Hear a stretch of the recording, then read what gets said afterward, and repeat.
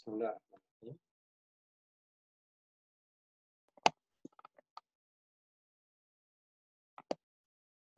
Aujourd'hui, on va essayer de parler, de continuer toujours avec le chapitre 3, règlement et normes des télécommunications internationales. Aujourd'hui, on va parler de la partie où, si vous voulez, intitulée l'octroi de licences pour les services de télécommunication.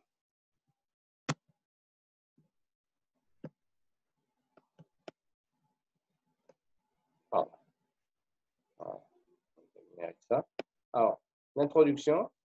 Donc, les licences de télécommunication, qu'est-ce que ça veut dire? Une licence de télécommunication autorise une entité à fournir des services de télécommunication ou à exploiter des installations de télécommunication. De plus, les licences définissent en règle générale les modalités et les conditions de cette autorisation et décrivent les principaux droits et obligations d'un opérateur de télécommunication. Donc là, c'est clair. C'est une licence, ça définit en quelque sorte les règles et, si vous voulez, les modalités, les conditions avec lesquelles va travailler sur le détenteur de cette licence de télécommunication. Donc, les licences de télécommunication ou des licences qui seront décernées aux nouveaux venus sur les marchés de télécom le sont souvent à l'issue d'un processus d'octroi de licence avec mise en concurrence qui suppose le choix d'un ou de plusieurs opérateurs parmi un groupe de candidats. Donc, c'est des candidats qui se présentent et quelques-uns d'entre eux vont être choisis pour ou sélectionnés pour avoir cette fameuse licence qui leur permettent de travailler dans le domaine des télécommunications. Alors, l'octroi de licence est un phénomène relativement récent, c'est-à-dire c'est récent, il y a quand même quelques dizaines d'années. Beaucoup plus, bon, on va dire qu'il y a, dans notre pays, il n'y a pas très longtemps. Dans notre pays, ça fait au moins une vingtaine d'années, un peu plus de 20 ans. Alors, l'octroi de licence est un phénomène relativement récent. Dans de nombreux marchés des télécommunications, traditionnellement, les opérateurs historiques aux mains de l'État assuraient les services de télécommunications en régime de monopole sur la plupart des marchés. Donc, avant, il y avait ce qu'on appelle l'opérateur historique et c'est lui qui, en quelque sorte, monopolisait ce service de télécommunications. Alors, pour nous, c'était, on va dire, Algérie Télécom. D'accord? Alors, l'objectif de l'octroi de licence, les pouvoirs publics et les organismes de régulation poursuivent en principe plusieurs objectifs différents lorsqu'ils octroient des licences aux opérateurs de télécommunications. Alors, ces objectifs communs sont énoncés ci-après. Donc, vous avez règlement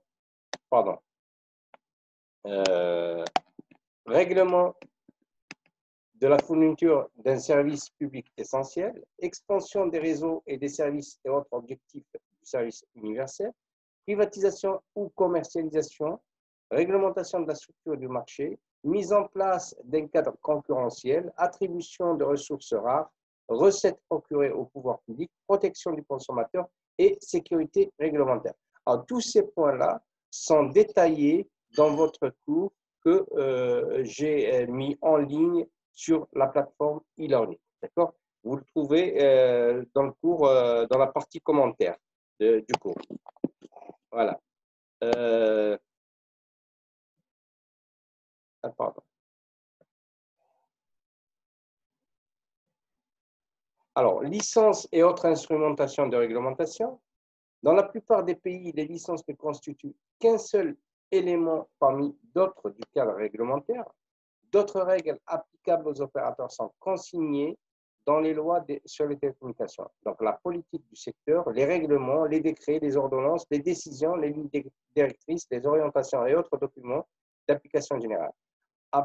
Habituellement, il y a deux facteurs. Alors, les facteurs suivants, ce sont les exigences de la législation locale et le niveau de développement du cadre réglementaire local.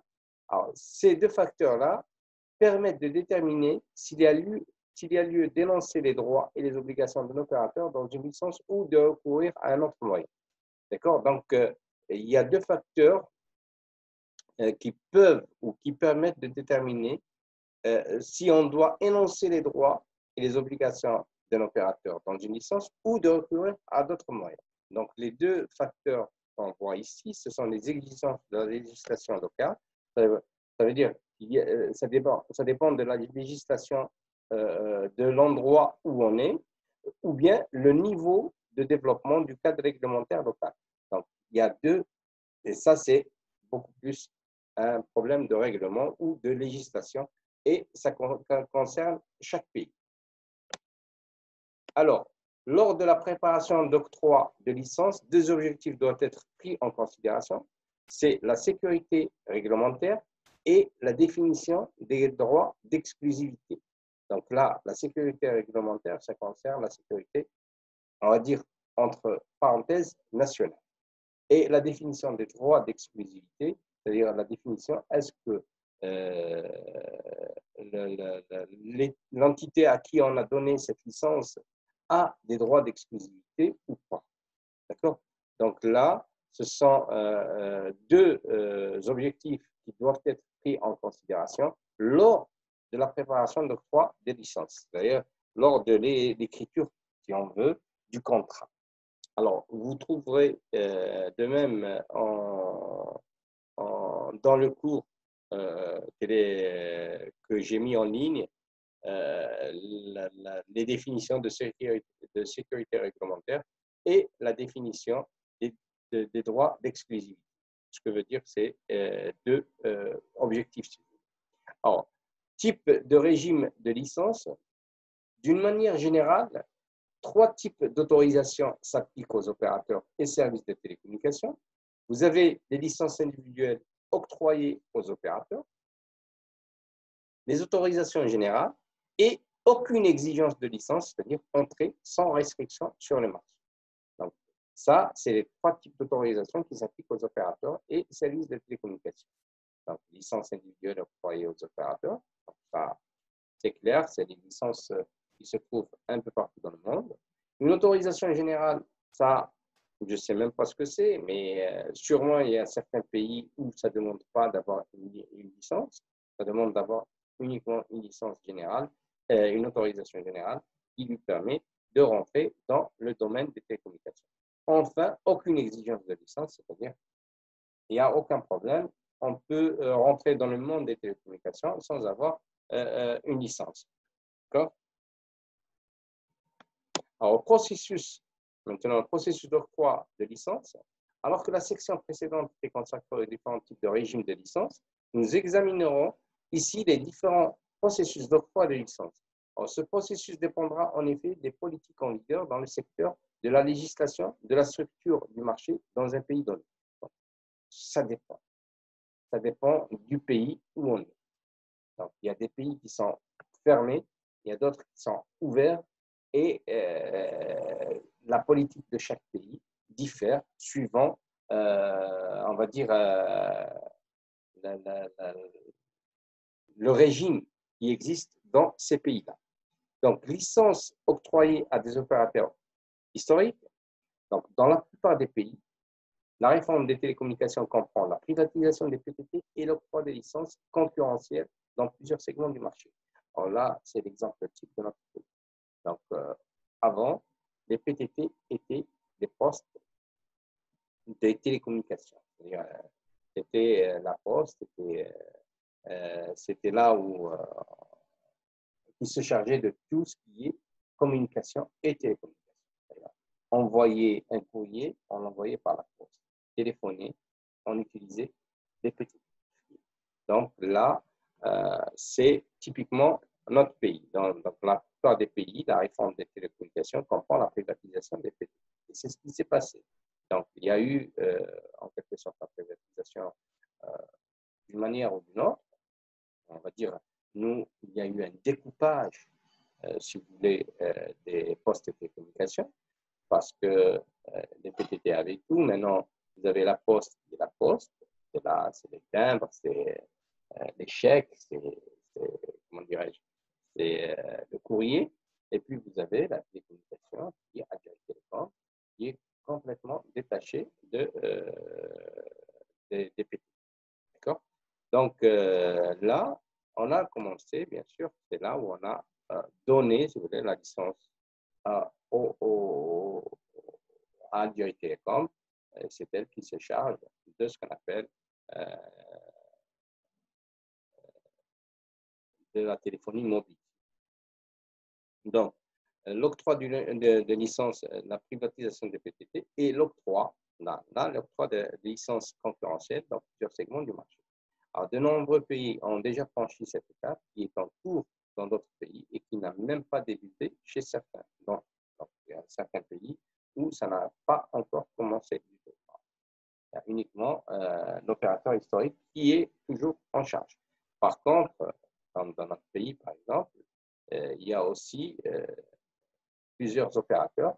En ce qui concerne, je parle de la téléphonie mobile quand même, qui concurrence l'opérateur historique qui est Algérie Télécom ou d'une autre forme Mobilis. Voilà. Donc, pratique suivie en matière d'octroi de licence. S'il est vrai que les méthodes d'octroi de licence en matière de télécommunications varient sensiblement d'un pays à l'autre, il existe des caractéristiques communes, surtout parmi les meilleures pratiques qui sont examinées ci-après et qui assureront le succès du processus de licence. Donc, le succès est un petit peu pour que le succès du processus de licence, il faudrait qu'il y ait certaines caractéristiques intéressantes et importantes. Alors, la première, c'est la transparence. Alors, la transparence au niveau de la procédure, la procédure d'octroi, est l'un des critères fondamentaux d'un processus réussi de licence.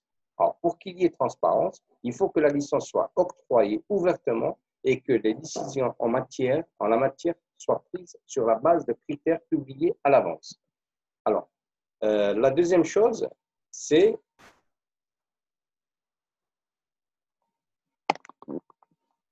la consultation publique. C'est-à-dire, on ne donne pas comment dirais-je, on n'octroie pas la licence comme ça. Donc, il est conseillé d'engager une consultation publique avant et pendant le processus d'octroi de licence. Ça doit être au vu, si vous voulez, et au sud de tout le monde. Voilà. Troisième point, c'est droit de licence. Alors, dans le secteur de télécommunications, le terme de droit de licence sert à décrire plusieurs choses, c'est-à-dire un ou plusieurs des aspects suivants. Alors, un droit versé comme prime ou rente à un gouvernement ou un organisme de délivrance des licences pour le droit d'exploiter un réseau, de fournir un service ou d'utiliser une ressource limitée comme le spectre radioélectrique ou les numéros. Donc, là, on doit verser un droit de licence, c'est-à-dire, pas mieux, un droit versé comme prime ou rente à un gouvernement.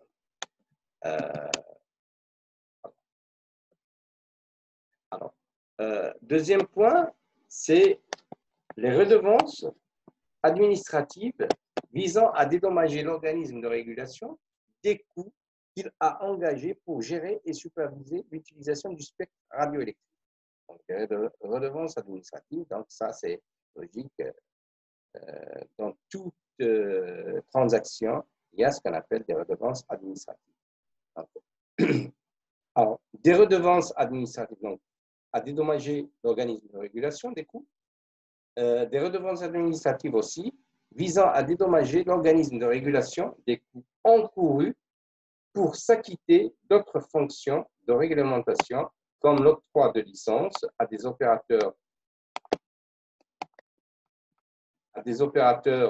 pour assurer le respect des modalités de la licence, pour résoudre les différends en matière d'interconnexion, pour élaborer et superviser d'autres aspects du cadre réglementaire.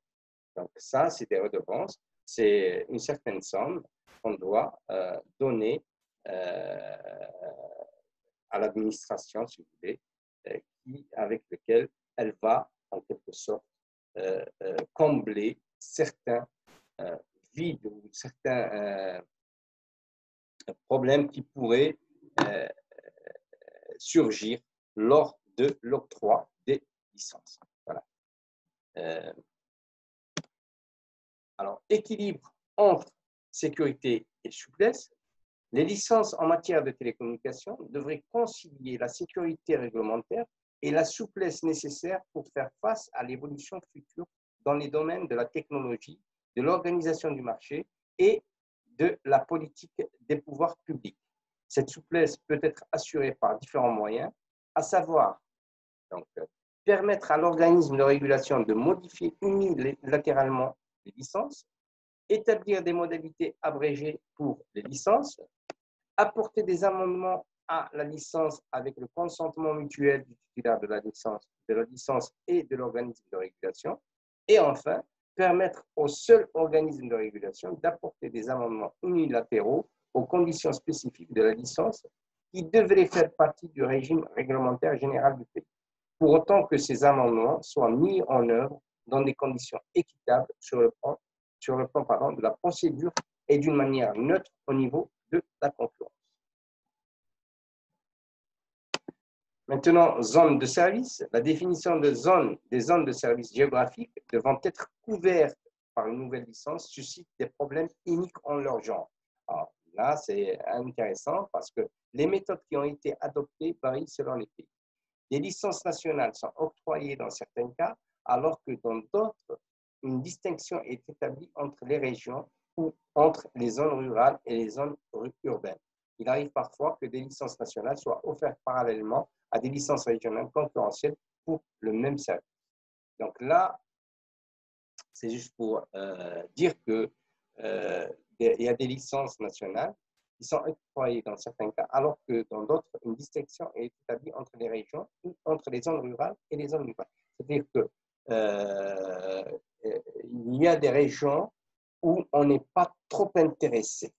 Pourquoi? Parce qu'il n'y a pas beaucoup de monde. Alors, les zones rurales, par exemple, il n'y a pas beaucoup de monde. Donc, ce n'est pas, entre parenthèses, je dis bien, intéressant d'avoir une licence qui va être utilisée dans ces zones rurales. D'accord? Donc, la majorité des opérateurs seraient beaucoup plus intéressés par les zones urbaines. Mais le problème, c'est que, quel que soit, on ne peut pas se limiter uniquement aux zones urbaines parce que les zones rurales, très souvent, on se retrouve, nous, entre parenthèses, les gens de la ville se retrouvent très souvent dans des zones rurales et ils aimeraient bien utiliser leur téléphone portable. Donc, il faudrait aussi penser à bien équiper que les zones rurales, de sorte à ce qu'on puisse utiliser notre téléphone n'importe où dans un pays.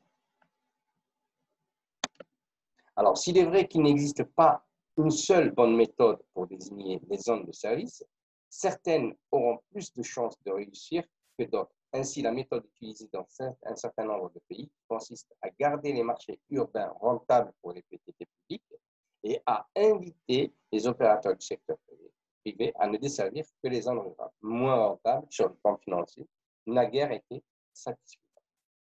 Donc, ça n'a jamais été satisfait parce que n'importe qui ne peut pas aller gérer quelque chose qui n'est pas rentable. Voilà. Alors, critères de qualification. Il est important d'établir une distinction entre les critères de qualification des candidats à un processus d'octroi de licence et les critères de sélection du titulaire de la licence qui sera retenu parmi les candidats qualifiés, quel que soit. Il est déjà titulaire. Dans le cas d'une autorisation générale, seuls les critères de qualification sont applicables, car il n'y a pas de sélection à opérer, alors que pour une licence individuelle, on élabore en général des critères de qualification et des critères de sélection. Donc là, c'est deux cas de figure. Donc, vous avez le candidat qui se présente à une sélection. Donc, dans ce cas-là, il doit être tout d'abord retenu, puis à partir de là, on va essayer il faut que ce soit un candidat qui soit qualifié. Donc, il doit réunir certains critères.